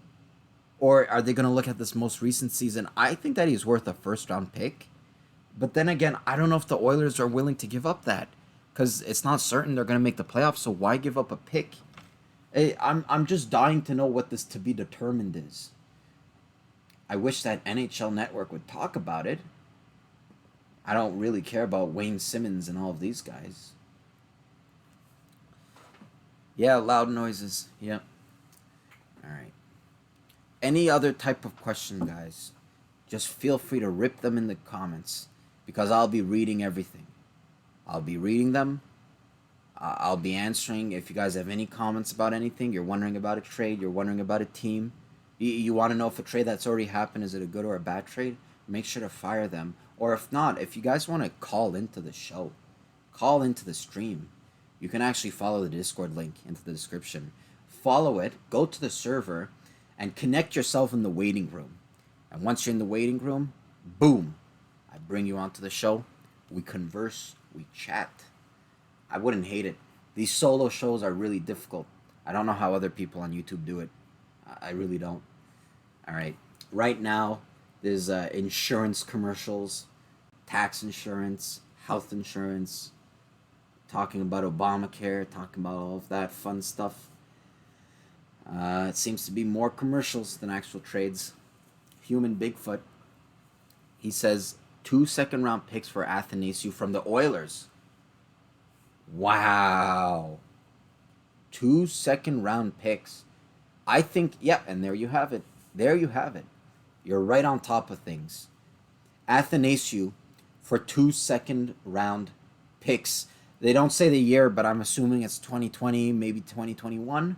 That's decent. That's decent. Let's see when his contract... Oof. You know what, guys? I'm going to have to retract my statement. I think that 2 second-round picks, it's sort of a lot to give up for someone whose contract is ending this year. But then again, Athanasiou, 30 goals last year. He's not even going to hit 20 goals this year. I think it's decent. I think it's decent if they're going for it. I'll tell you one thing. I'd rather have a guy like Athanasiou than a guy like Coleman, personally. And the Tampa Bay Lightnings end up giving more for Coleman. So it's funny how things work out. Some teams overpay, some teams underpay. We'll see what happens. All right, they're talking about it. Let's see. Let's see what happens. Let me put the volume on. Battle of Alberta. It is round 3 in the Battle of Alberta. Wow. Monahan, right hands on Nugent Hopkins. Here's the left from Nugent Oh Hopkins. boy, that is a fight if I've ever seen one. Another shot by Nugent Hopkins. Wow. Zach Cassian and Matthew Tkachuk drop the gloves. You could just feel it brewing. Draisaitl to try and keep it going. Riddick wins the battle. The Flames. This has to be the biggest rivalry in sports right now. And Smith is coming up to center ice, and this thing comes unglued. And there's Mike Smith are going to go at center ice.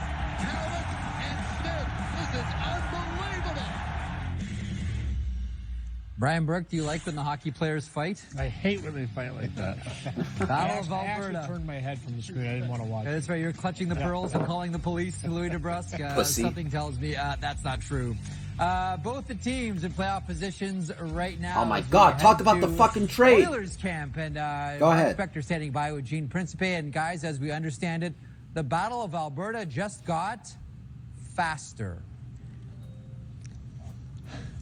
Yeah, Jeff, interestingly enough, earlier this season when Detroit was in town, Andreas Athanasiou, so I'll have to work on the name, said that he really enjoyed watching the Edmonton Oilers and watching Connor McDavid. Well, now he'll watch him up close. I mean, first off, let's get your reaction to acquiring a player like this by Ken Holland. Well, the Oilers group of forwards as a very fast aren't fast enough. Very fast. So whoever was acquired today had to have speed to bring that general overall speed up. That's the first thing. The second thing is, if you watched the game last night in LA, you saw Connor McDavid, probably the best player in the world at this point, playing with Sam Gagner in his left side and Alex Chason on the right side. So nothing against those two players, but they're bottom six players, generally speaking, and they need a guy who can, Athanasiou's been a 15 to 20 goal guy in his career. Play with McDavid, that turns into 25 goals. But he can skate in an elite fashion, and B, now you push when James Neal comes down or comes back. James Neal goes down to your third line. You're a better team when Neal's on your third line than when he's on your first line. Well, Zach Kassian's been on Connor McDavid's line. James Neal's been there. Do you think if, in Neal's case, let me he hadn't been hurt, that this deal wouldn't have been... Let me comment on it in a section. I don't know if you guys have any experience watching the Red Wings. I do, because they play a lot against my favorite team. Maurice Richard's in the chat. Hey, Matthew. Hey there, Maurice. He says, what do you think of Bergier's moves so far? I'll get to that in a second. Let me just finish my thought on Athanasiou, because I just want to get this out. So, if you guys haven't seen him play in Detroit, I want to emphasize something. Athanasiou has crazy speed. I don't think enough people realize it, but I'll go as far as to say he's top 3 in the whole league. With the puck, of course, we obviously all slow down a little bit, except if your name is Connor McDavid. But without the puck, this guy can fly. He also has a knack for scoring highlight reel goals. So I think he fits in like a glove in Edmonton. I absolutely love that trade, and I think the more I think about it, I don't think 2 second-round picks is the end of the world. You didn't have to give up a first, so that's the bright side. But to answer your question, Maurice, what do I think of Bergevin's move so far? Very disappointed, first of all. I'm going to be ending my stream around 2 p.m. because I just got to get some work done. But if he doesn't do anything by the end of the trade deadline, which I believe is 3 p.m., I'm going to be disappointed, because he traded Thompson. He traded Matthew Pekka. And I think he made another minor trade. Well, I guess you can put in Ilya Kovalchuk.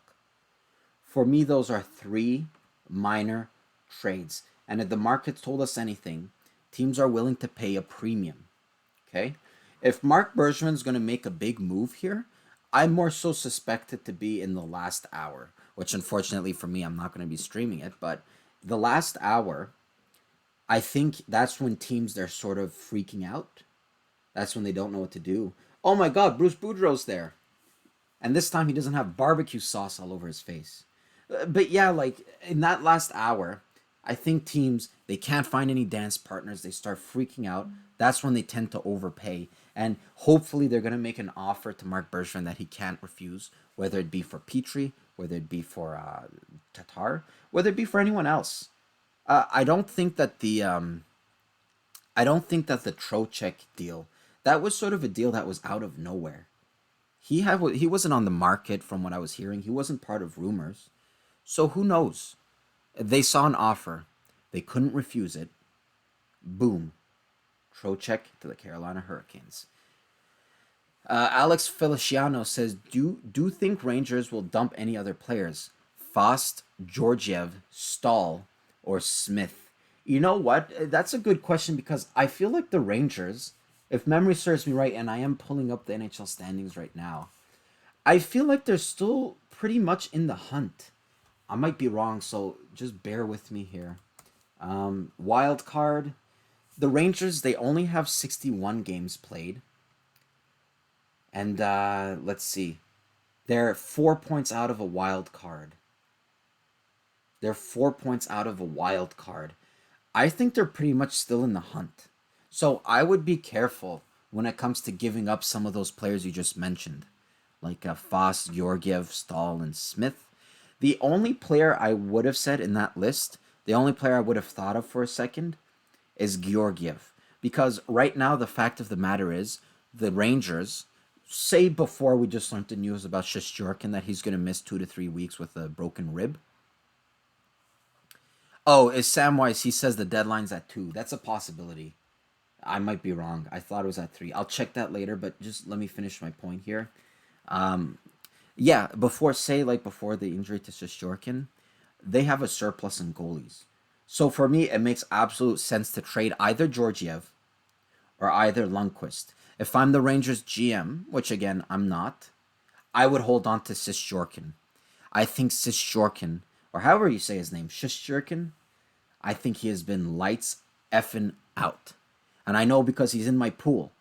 And every single game he would give me 10 plus fantasy points. It sucks that this injury came at this time, but I still think if they were to trade someone to that list, Georgiev is the guy for me. Otherwise, it's Lundqvist.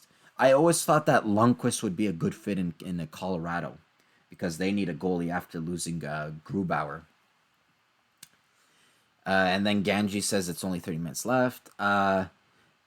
Feliciano says their rebuild is growing surprisingly well. Also, future defensemen in the minors developing. Absolutely. And you know what? One player that no one's talking about, I know I'm going on a Rangers tangent here. Kravtsov. Is that his name? Kravtsov, he's going to be an amazing player. When they drafted him, I believe he fell more than he was supposed to go. Okay? Or he was ranked lower than he was supposed to go. I think that was a great pick. I definitely think there was somewhat of a Russian bias. He's going to be great. Valery Kravtsov. Samwise says it's 3 p.m. My bad. Yeah, that's what I thought. Feliciano says, buy Lundqvist. Goose is cooked. The only way I see the Rangers hold on to Lundqvist is sort of out of respect. It's sort of in a way to honor his legacy. He wants to end his career in Montreal. Wow. He wants to end his career in New York. They don't want to dishonor him. They don't want to anger him. So out of respect, they won't trade him. That's the only way I can see that he stays in the Rangers system. But otherwise, who knows? Maybe this guy wants to win a cup. Right now, for me, the top player to not win a cup who's ever played in the NHL, at the top is probably Joe Thornton. Number 2, and a close number 2, Henrik Lundqvist. I think it's a shame if Henrik Lundqvist doesn't win a cup, and I don't think this year is the year for the Rangers. Definitely in the future. What? Yeah. Sorry. Yeah, I don't think this is the year for the Rangers. Definitely in the future. But I don't think Lundqvist is going to be there. I think he's going to be long gone. Long time retired. Also, Jack Fry says, any news on LA? Haven't had any news for the Los Angeles Kings. I think their biggest pieces that they were willing to give up is Martinez, and the second biggest one was Toffoli, or vice versa, actually. So I think the LA Kings, they're pretty much done for today. I wouldn't be surprised if they just stayed put because their 2 biggest moves, they've already done it. I'm trying to think of someone else on the LA Kings, but I don't think that of anyone who would raise interest from the other team. So we'll see how that goes. But to answer your question, I don't think we're going to see anything new from the LA Kings. Let's see. Alex Fasciano says, what the fuck with emotional decisions, right? Yeah, I get it. It's not the best way to conduct business, but I know I'm going to sound like a pussy when I say this, but it's sort of the right thing to do. This guy, he put in his blood, sweat, and tears for your organization. You don't want to just throw him under the bus and say, bye-bye, Lundqvist. You're getting traded to the Minnesota Wild or whatever it is. I'm just inventing a team name there. We'll see how it plays out, but I think that I get what you're saying, but I do see why teams do it. Just as a way to thank them for all of those years of services. Maurice says, the Rangers rebuild is already coming to an end. The Canadiens rebuild will take years. Yeah, but that's if the Canadiens decide to rebuild. Right now, do you think that Bergevin has a plan? He has 0% of a plan. Less than 1% of a plan. He hasn't come out and said, why do you think the Rangers, why do they look so promising? The names I brought up, Kratsov, obviously Capo Caco, all of these guys in nets that they have, they came out, they wrote a letter to the public. They said, listen, we're going to suck.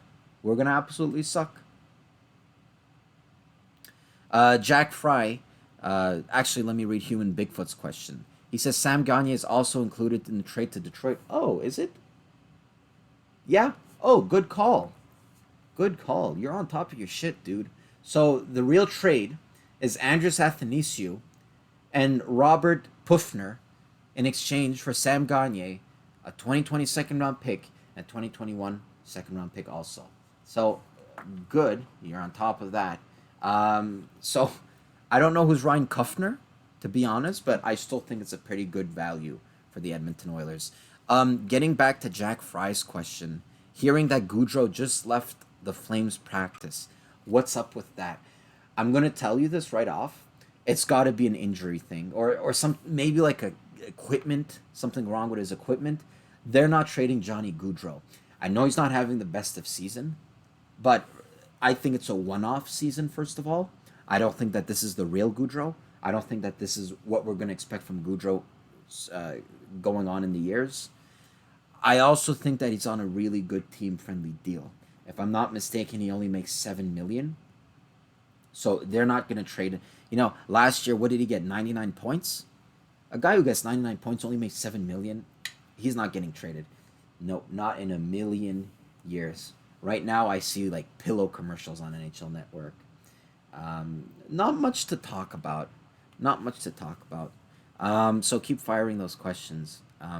Alex says maybe future hockey goalie mentors or something like that, or a scout. Yeah, maybe. Or what are you talking? Yeah, oh, you're talking about the emotional decisions. Yeah, like sometimes what team would do, which I think what you're talking about is that they would trade him away, but then offer him a job later on. Say like, hey, the minute you leave here, you're gonna have a job. You can be a scout. You can be whatever it is.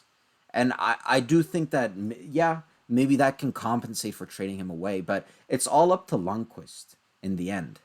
Because I think Lundqvist has a no movement clause. If he's not willing to waive it, there's nothing much you can do. You can't point the gun to his beautiful head and say, hey, listen. No, you can't. Jack Fry, Human Bigfoot says that Gaudreau went to order some hot dogs, which that might be true. Or knowing Gaudreau, it's probably a ham sandwich. Johnny Ham and Cheese. I wish we would force Molson to sell the team. I think he's the biggest problem. Yeah, I'm sort of afraid that Molson... You know what? I know I have a lot of Canadians fans, so I'm actually going to play this segment because Eric Engels is there. So let's hear what Eric Engels has to say. Next couple hours, but obviously a player that could move. Nick Cousins, another who had 22 points this season, has played a versatile role. It's been used on the power play as an insurance policy for another team. I could see someone reaching out, especially since he's a team-controlled asset moving forward on an expiring deal that makes him a restricted free agent. We heard from Kovalchuk and Thompson today before they went off to their respective new teams, and they had nothing but good things to say about this organization, the guys in that dressing room, and the direction that they're headed, and also GM Mark Bergevin.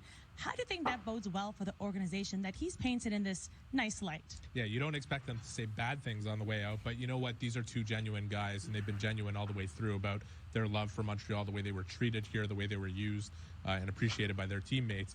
One thing about the general manager is that he involved both players in where they could potentially be dealt and ensuring to make them happy, and that could and will get around the league. People do talk, the players do talk, everything gets around, and that could be something attractive to... That's a good point. I'll get to that later. Montreal. Okay, now you said earlier in our conversation that you don't anticipate Tomas Tatar leaving, including Jeff Petrie, but as we approach again 3 o'clock here, what do you think the value is in them if they do stay here in Montreal? Well, the main value outside of what they bring as players, because we know Tomas Tatar has been excellent. He's had 2 career years with Montreal since coming over here in the trade, and Jeff Petrie has had 3 career years in a row here, and they don't have a player that can replace him, not only next year, but moving forward for a couple of years. How can you have 3 career years? The value to other pending unrestricted free agents, Brandon Gallagher was talking about the value in keeping those two players so that this team becomes that much more attractive to other players. They're two key pieces here. They're well loved in the room, and they're a part of what could make them a playoff team potentially by the end of this year, although I think we can all agree that's improbable, bordering on impossible, but certainly by next season. Don't tell those guys in the dressing room that. Jeff, we're going to hear from Marc Bergevin at 3:45 p.m. She's pretty. Eastern. Until then, we're standing by. All right, so a lot of news updates, there. As always, we'll check back later on this afternoon. Meantime. Okay, I wanted to get to that. Hold on. Something happening? Oh, is something happening? Oh. Both players have clauses that could block a trade. It sounds like Andrew both Ladd and Parise Zach and Parise Ladd have waived the no clauses. trade clause. But there is a second part to this, and it's a complex deal involving both guys who have a lot of term remaining on their contracts. So I think the key is, can they make it all work in terms of who takes what and what else is involved? Chris, you want to go over the contracts? Sure. Well, in the case of Zach Parise, you have a player that has 5 more years after this one on his deal, a little bit more than $7.5 million as his cap hit, and Andrew Ladd has 3 more years at $5.5 million. So, these are not the sort of trades that typically go down on deadline day just because of accounting for all that. And so, I would expect you'll see some salary retention in this potential deal and possibly some other pieces to make everything balance out. And just want to follow up on the Detroit Red Wings deal with the Edmonton Oilers. It's Sam Gagner, a second-round pick this year, a second-round pick the following year in exchange for Andreas Athanasiou and left wing Ryan Kuffner. What's interesting about this, if the Oilers get James Neal back and he manages to score 2 more goals from now to the end of the year, that would surrender a 3rd-round draft pick to the Calgary Flames. That would mean the Oilers this summer would have no 2nd, no 3rd, and no 4th at the draft. Okay, Wow. Excellent update there, gentlemen. Wow. And No let's talk second. about this Zach Parise situation. third. And look, we have former. No 4th. Let me talk a little bit about that. But first, I just wanted to finish what I was saying about the Kovalchuk situation. Montreal, what I heard on the radio, there were teams willing to offer more than just a 3rd-round pick for Kovalchuk. The thing is, though, Marc Bergevin, he wanted to take into account the team that Kovalchuk wanted, and Kovalchuk did want to go to the Capitals, so he took less value to accommodate the player. And what Eric Engel said is that news, that what Marc Bergevin did, that spreads across the NHL. The players hear about it, and it sort of makes Montreal a little bit more enticing than it already is. They're also talking about the Andrew Ladd situation, where Andrew Ladd is in talks to maybe get traded for Zach Parise. I don't want to speculate too much yet because the trade isn't conclusive yet. I don't see any numbers, and I don't know what % salary is going to get retained. But like I said earlier on, at this point in time, I would just rather Zach Parise. I don't think Andrew Ladd is all that great, to be honest, but we'll wait and see. Jack Fry says Tyson Barrie to Calgary for Hanifin in a 2nd. Woof. Is that real? Let me search that up. Tyson Barrie, Hanifin. I don't know. You know what, though? If you're asking me if I think that's a good trade, I think it is good. I think that Toronto gets more of like a stay-at-home type defenseman, which I think they're desperately lacking. I get that Muzzin, he's in that style. But the 2 best is Morgan Riley, Tyson Barrie, who's having a bad year. They're 2 offensive-minded defensemen. I think that would be a decent trade for Toronto. The only downside is that I think that Hanifin, personally, the games I've watched, he's struggled mightily. I think he's approaching bust territory. I think they definitely lost out on that trade for Dougie Hamilton. I would take Dougie Hamilton years before I would take, Noah Hanifin. Again, let me make myself clear. I don't think he's a bust yet. But I think that would be a fair trade because Tyson Barrie is not having a great year. And Noah Hanifin, he's not all that great either. So you're kind of trading shit for shit. They're far from shit, but you guys know what I mean. All right, commercials still on the NHL Network. I'm still going to go on for about 15 minutes here. Still going to go on for 15 minutes until about 2 p.m. And hopefully there's going to be some trades. Hopefully I'll be able to make a trade deadline review video in which you guys would watch it. But if you guys want to support the channel, make sure to like this video. Make sure to drop or make sure to subscribe. You know, that could help a lot. You know, help the channel grow. I'm struggling here. I'm a struggling hockey fan. Yeah, Jack Fry, it didn't go through. It's just a thought. I think that's a good trade. Say it's a very, very good speculation, because if that were to happen right now, it would look like a real NHL trade. I think that if I were to trade Tyson Barrie, Hanifin in a second, that's some good return. And it's sort of a win-win for both teams, in my opinion. Tyson Barrie gets a fresh start. And Hanifin, we know how much Toronto always wanted Hanifin. There's speculation that Mike Babcock at the, 2015 draft, he wanted to get Noah Hanifin as opposed to Bitch Marner. So they finally get the player they always wanted. But obviously that's just speculation. It's good food for thought. It's not anything factual.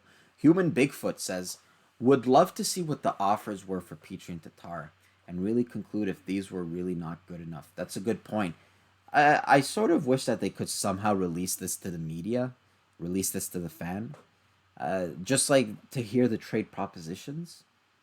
That's something that I always found would be interesting to know. But the more that it's approaching 3 o'clock, I feel the less likely it is that Jeff Petrie and Thomas Tatar are going to get traded, unfortunately. Samwise Ganji says no movement clauses should be abolished. Yeah, absolutely. No movement clauses should be abolished.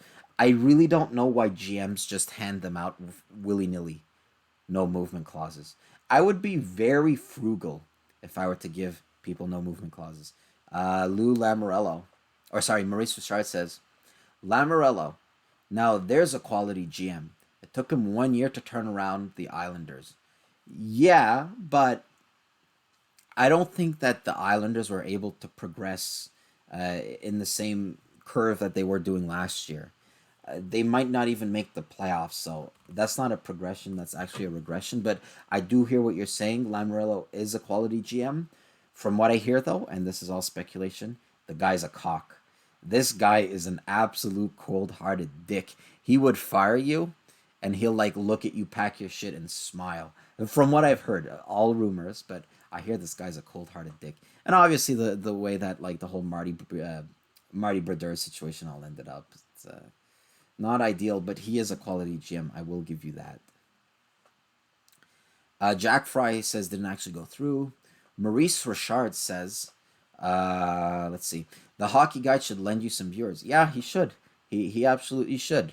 You know, welcome to the Sinbin family. You know, it's a cool hockey channel. I'm not as big as the hockey guy. I actually asked the hockey guy for a shout out, but the fucker wouldn't give it to me. Apparently he doesn't give any shout outs. Anyway, any other questions? I'm on my last legs here. I don't know if you guys can see, but my eyelids are extremely heavy. Really tired. Gonna drink some water. Maybe splash some in my face. All right. You guys want to hear Kyle Bukauskas? Or Bukaki, or whatever he's called. Yes, Jeff, just because, I mean, he's with the team here in Columbus. He came into the building here this morning, but was not out on the ice for morning skate. They actually had 17 skaters in total, along with the 3 goaltenders. It's believed that Matthew Pekka, so long as his travel works out, is going to come here from Montreal to the team here and play tonight against the Columbus Blue Jackets. But other than that, that's really the one hammer that's left to fall here for Ottawa between now and 3 p.m. Eastern. And with regards to Jean-Gabriel Pageau, you know, talking to some of the players, and not just the players, but the staff after the news broke this morning, you get a sense that, you know, today they're saying goodbye to not just a really good teammate, but also a really close friend. I thought Bobby Ryan said it perhaps best when he described Pageau as a guy that wore pretty much every hat in Ottawa over his time with the Senators. And certainly as a local product in the nation's capital, Senators fans will remember those terrific playoff performances chances. 4 goals against the New York Rangers, the hat trick against Montreal in the playoffs in 2013. But I think for me, Pajot, for what he was as a player, I don't think he could have given much more to this organization. I mean, there's a few guys left in this organization. Pajot was one of them that saw a lot of off-ice drama, a lot of off-ice issues, and he never complained, never stoked the fire, at least publicly.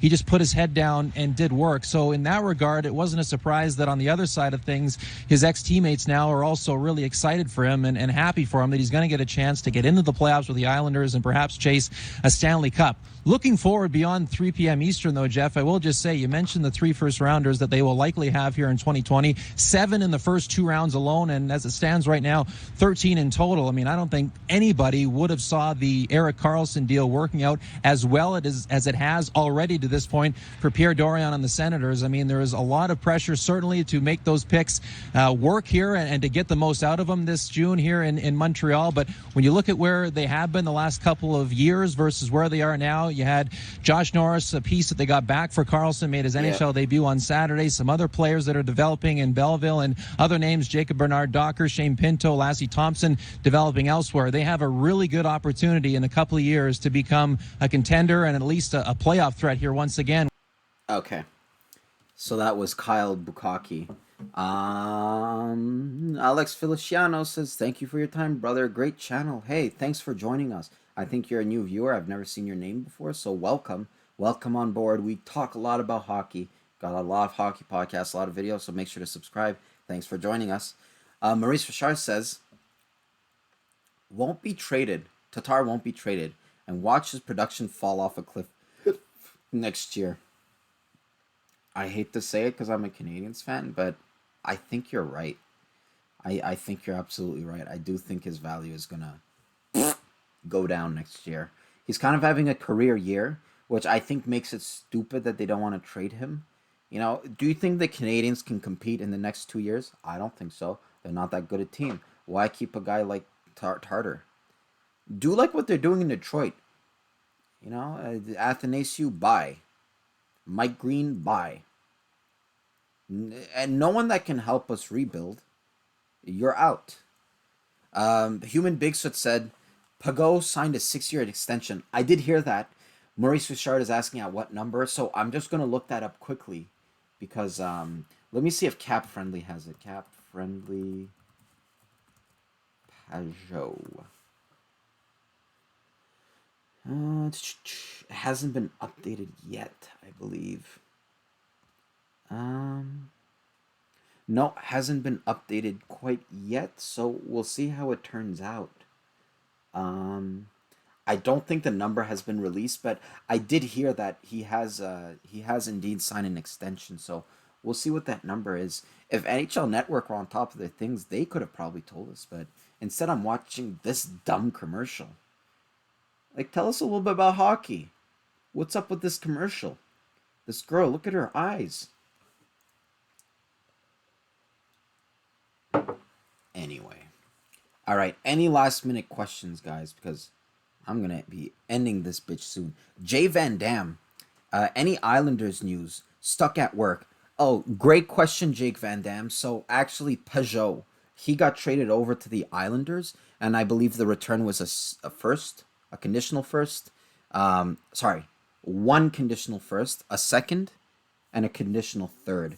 And the condition on that first pick is that I think it's that they're not picking in the top 3 or something like that. But anyway, you guys get a first, a second, and a third for Jean-Gabriel Pajot. He also re-signed with the team.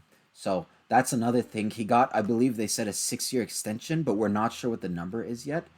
Going down the trade tracker, though, I don't see any other Islanders news, although there was speculation that Andrew Ladd might be going to the Minnesota Wild in exchange for Zach Parise. So that's kind of a flip-flop of shit contracts, but hey, that's what I got to say about it. Hope that answers your question. Jason Workshire says, great channel, subscribe. Thanks a lot, buddy. It means a lot. It really does. I wouldn't be here if it weren't for you guys. Human Bigfoot says, watch TSN. Unfortunately, the only live streams I could find, it's only NHL Network. So there are some guys that I find decent. Guys like, not Bukakis. Merrick, guys like Elliot Freeman. I like these guys. It's just that I feel like with TSN, if a trade broke, they would be talking about it within that second. Did you guys see with Athanasiou? We got news that Athanasiou got traded. It must have taken like a good 10 minutes before they start talking about it. They were talking with Wayne Simmons, with this guy, that guy, anyway. You know what? I think I might end it here, actually. It's almost 2 o'clock. So let's see if there's one last trade here that they're going to talk about. And Chris Johnston. Chris? Yes, Jeff. Still waiting on the AAV on this deal, but it's going to be a 6-year contract for Jean-Gabriel Pageau with the New York Islanders. There were discussions here in recent days when he was still in Ottawa on an extension. I don't believe the Senators were prepared to go to that length of deal, and so it kind of helps explain, I guess, a little bit why the package New York was willing to give up in this with a first and a second guarantee going to Ottawa. And just an update in Calgary, Johnny Gaudreau left practice a few minutes early today, had everybody in a tizzy, and he just confirmed that he had to leave because he had to pee. Over to you guys. Jeff, $5 million AAV. Okay, hang on. I want to go back to Eric's point, though. No, that's great. $5 million AAV for Jean-Gabriel Pageau. That was like the one good joke. And Johnny? I've never had anybody... So I forget who was asking. Human Bigfoot says, see ya. I forget who was asking, but yeah, Johnny Gaudreau, just urinating issue. And the AAV for Fago, we still don't know what it is, but we do know it's a 6-year deal. So with all that being said, I would like to thank Jay Van Dam, Human Bigfoot, Samwise Ganji, Alex Fasciano, Maurice Richard, Jack Fry. Some good questions from Jack Fry. Let's see who else. Areem, Jordan Cannell. Anyone who is listening that I'm forgetting, or anyone who might be listening once this is all said and done, I would like to thank you for supporting the channel. I would like to thank you for your time. And I would like to thank you for, if you guys want, for liking and subscribing to this video. I'm trying to grow this channel as big as possible. I don't think I'm some, like NHL guru. I'm definitely not as smart as the hockey guy, I'll tell you that. But I'm a fan like you guys. And I think that we fans, we should all rally together.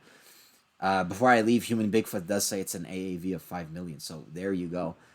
With all that being said and done, if you guys want to join the Discord channel, if you guys want to talk about hockey in the future, say you want to talk about the trades, this is the community to do it, where we talk about everything hockey, and it's pretty fun. So if you guys want to follow the link in the description, it's also the only way you can call into the show, so make sure to do that. So without further ado, I would like to thank all of you people, you wonderful people, for your time. My name is Matt,